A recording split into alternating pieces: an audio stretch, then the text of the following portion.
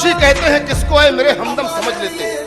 अगर तुम दूसरों के गम को अपना गम समझ लेते, कभी बहने नहीं देते उन्हें हम पाक आंखों से, कभी बहने नहीं देते उन्हें हम पाक आंखों से।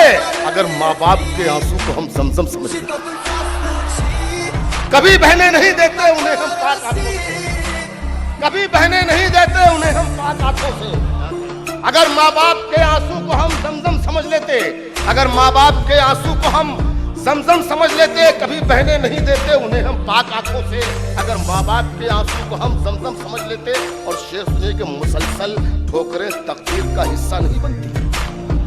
खास तौर पर नौजवान दोस्त इस शेर को रख लें। अगर माँ बाप के आंसू को हम जमजम समझ लेते, मुसलसल ठोकरें तकदीर का हिस्सा नहीं बनती।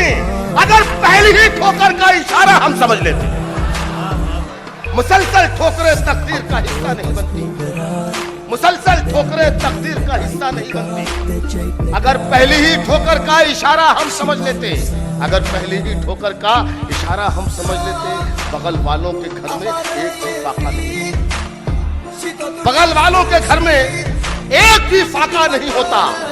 अगर रोजे का मतलब और मानी हम समझ लेते, बगल वालों के घर में एक भी फाका नहीं होता।